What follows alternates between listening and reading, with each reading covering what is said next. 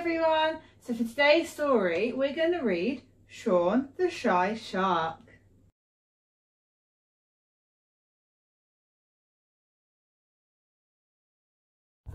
Shaun was not like other sharks. He was different. Whilst other sharks liked to patrol the seas terrifying everyone, Shaun preferred a quieter life. He was usually hard to find. Oh, there he is, hiding behind that rock. Shaun liked to be alone. He had tried to mix with other sea creatures, but whales made him wobble with fear, tuna terrified him, and even a small shrimp had been known to scare him. It wasn't Shaun's fault. He was simply a shy shark. Shaun would spend long hours alone in the murky depths, but very occasionally he would be drawn out by a ray of sunlight, catching a school of colourful fish as they passed by. Shaun loved colourful things and hated being grey. He longed to be purple or pink, spotty or striped. Shaun would be mesmerised by their graceful movements as they darted through the water.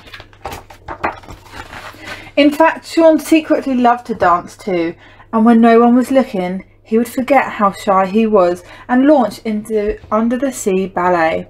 He would chasse and pirouette as if floating on air. But one day his graceful movements were being watched by his fellow sharks. "What a soppy shark you are," they shouted. Shaun froze with embarrassment. "Sharks don't dance, they terrify creatures," bellowed one of the sharks. Large teardrops popped from Shaun's eyes. "Shaun, you're a sissy," they all said as they swam off in disgust. "I'm not a sissy," whimpered Shaun. "I'm just different to other sharks," he sighed. Shaun swam off into the darkness to the depths of the seabed. There at the bottom of the sea he found an old shipwreck. "The perfect place for me to live," sighed Shaun sadly as he settled down for what he thought would be the first night alone. But he was not alone. Tiny eyes were peering from the darkness and Shaun could feel the wreck shivering nervously. Eventually a brave little voice trembled. "Please don't eat us." Shaun shot behind a large chest. "I don't eat fish. I'm scared of them," replied Shaun shakily.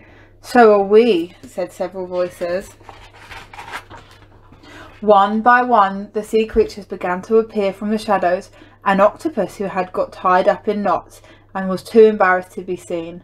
A crab who hadn't left his shell for years. A clam who had clammed up and not spoken for ages. In fact, the whole shipwreck was full of shy creatures who had found it the perfect place to live. There was a swordfish with a broken sword, a flat fish who had put on weight and became round, and even a flying fish who had become afraid of heights. "May I stay?" asked Shaun nervously. "I like it here. There's not much room," said the octopus, "but of course you can stay." I could live in this old chest. It's the perfect size," said Shaun. "We've never been able to open it," said Swordfish. "If only I had my sword, I could have opened it in no time," he sighed. "I'll open it," announced Shaun, and with one snap of his jaws, the locks were broken. "Look," they gasped. The chest was full of jewels and jewellery of every kind. Shaun was dazzled by the colourful diamonds, rubies, emeralds, sapphires, silver and gold. He was in such sparkling heaven that he began to dance, much to the excitement of all other sea creatures who found the new confidence and joined in with him. And that's where we will leave this happy band of shipwrecked shy sea folk.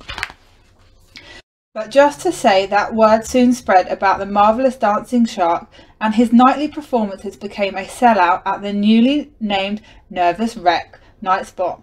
They were so popular that some creatures were often turned away. As for Shaun, well, he is still very different, and happily so, but perhaps not as shy as he used to be, and he lives in hope that his fellow sharks will one day visit and realise that Shaun isn't a sissy after all.